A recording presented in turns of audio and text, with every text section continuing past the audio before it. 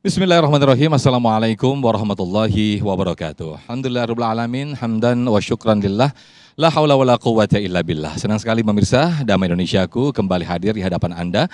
Selama 90 menit ke depan pemirsa kita akan mendengarkan nasihat dari guru-guru kita yang sudah bersama jamaah. Nah, siang hari ini pemirsa kita bersiaran langsung dari Masjid Manarul Amal, Mercu Buana, Jalan Meruya Selatan, Kembangan, Jakarta Barat. Nah pemirsa, pernah nggak di antara Anda yang mungkin mencita-citakan sesuatu, menginginkan sesuatu, mengharapkan sesuatu, namun tidak sesuai kenyataan, tidak sesuai yang Anda inginkan. Nah, bagaimana sikap kita sebagai seorang umat muslim?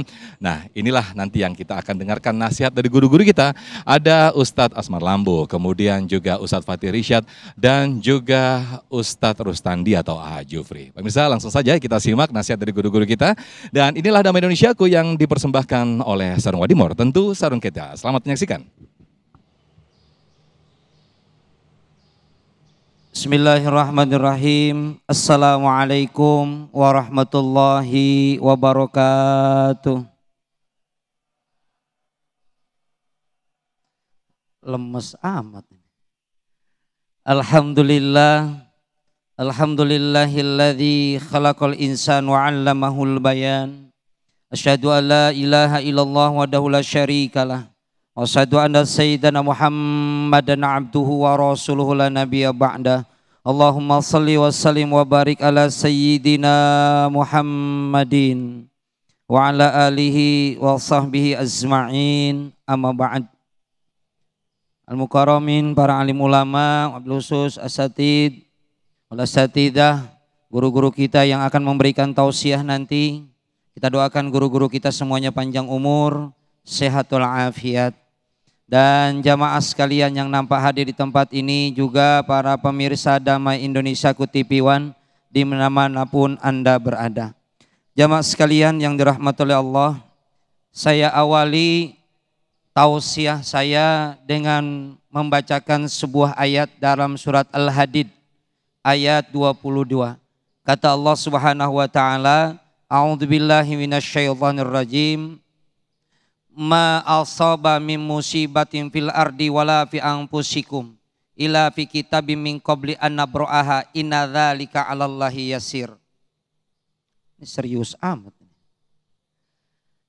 Apapun yang terjadi, apapun yang menimpa kepada alam ini dan yang terjadi kepada diri kita, itu sudah ditentukan, sudah ditakdirkan, sudah dicatat oleh Allah min qabli an nabra'aha, sebelum kita diciptakan.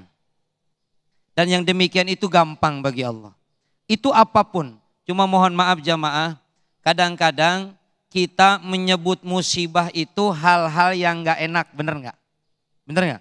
Padahal ayat itu ma asaba, apa yang menimpa, apa yang terjadi terhadap alam dunia dan kepada diri kita itu sudah ditentukan. Cuman kita sendiri yang mengklasifikasinya nih. Kalau yang enggak enak disebut musibah. Kalau yang enak apa? Nikmat atau berkah. Bisnis lancar, saya dapat berkah. Bisnis gagal, dapat musibah. Padahal mau enak enggak enak namanya musibah. Kenapa? Sebab apa yang terjadi kepada kita itu namanya musibah. Itu sudah ditentukan oleh Allah sebelum kita diciptakan. Kita berencana A, hasilnya B, udah ditakdirkan sama Allah. Kita rencana hari ini pakai baju, termasuk baju ini juga sama. Kita pakai seragam ini udah ditentukan sama Allah. Karena bagi kita orang yang beriman, apapun yang terjadi kenyataan hari ini itu sudah jadi skenarionya Allah. Makanya bagi orang yang beriman, apapun kenyataan hidup ini nggak bakalan stres, Pak.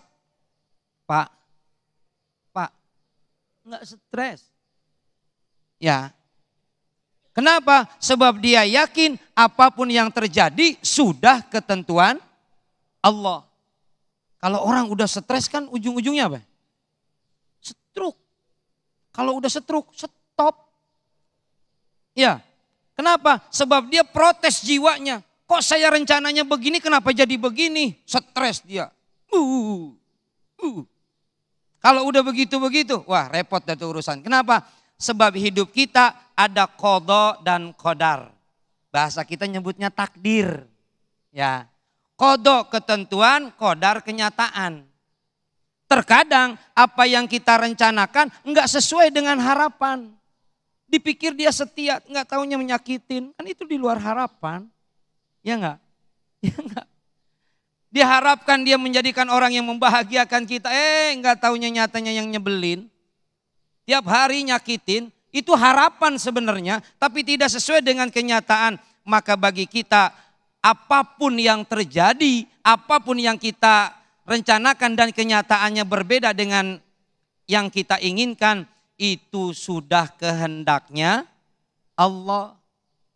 Dalam surat Al-Baqarah ayat 216 kata Allah, saya penggal aja ayatnya nih. A'udzubillahi minasyaitonirrajim. Wa asa an takrahu syai'an wa huwa khairul lakum. Bisa jadi sesuatu yang kita benci, pengennya sih enggak gini. Pengennya sih kamu setia. Tapi kok kenapa mengkhianatin? Misal.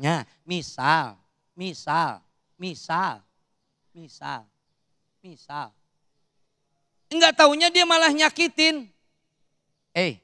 Tapi kata Allah, yang kamu benci itu bisa jadi, yang kamu harapkan itu baik tapi ternyata itu hasilnya mengecewakan, bisa jadi itu yang kamu benci sebenarnya suka. Akan ada hikmahnya.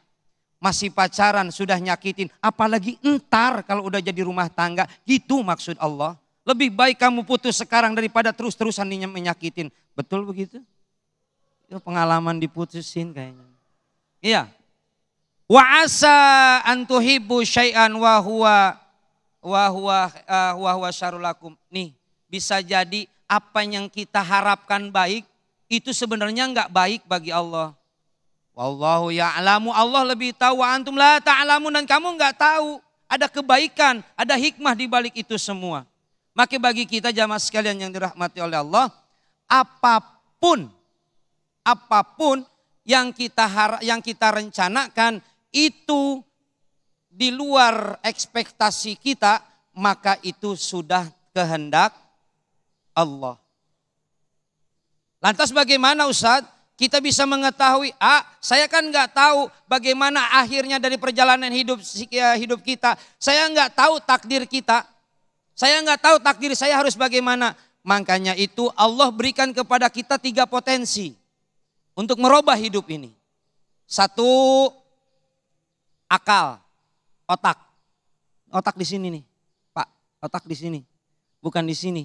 Kadang-kadang kan kita mikir, lu mikir dong, lu yang gak mikir, otak di sini. Ya.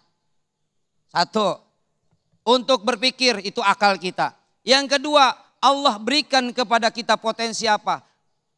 Hati untuk mempertimbangkan apa yang sudah dipikirkan. Terkadang apa yang kita pikirkan kadang-kadang bertentangan dengan hati nurani. Pernah gak ngalamin kayak gitu Pak? Pernah gak ya?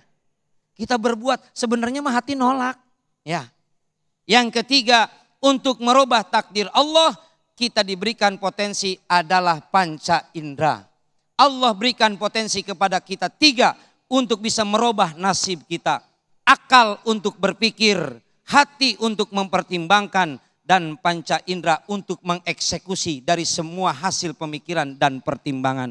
Mudah-mudahan hidup kita senantiasa dibimbing, diaping dengan taufik dan hidayah dari Allah Subhanahu wa ta'ala. Amin, amin ya rabbal alamin. Terima kasih Ustadz Rustandi atau Ajufri yang telah membuka di segmen 1 ini. Ketika seseorang atau umat muslim mempunyai harapan, ini merupakan salah satu ciri orang yang beriman. Artinya ketika kita mempunyai harapan, itu artinya kita mempunyai optimisme dalam hidup. Namun bagaimana ketika harapan ataupun optimisme itu tidak sesuai kenyataan kita, atau tidak sesuai keinginan kita, apa yang kita lakukan? Bagaimanakah kita, kepasaran kita kepada Allah? Nah, nanti akan seterusnya atau sedalamnya akan dijelaskan oleh guru kita, Ustadz Asmar Lambo di segmen berikut. Tetaplah bersama kami di Damai Indonesiaku yang dipersembahkan oleh Sarung Wadimor, tentu sarung kita.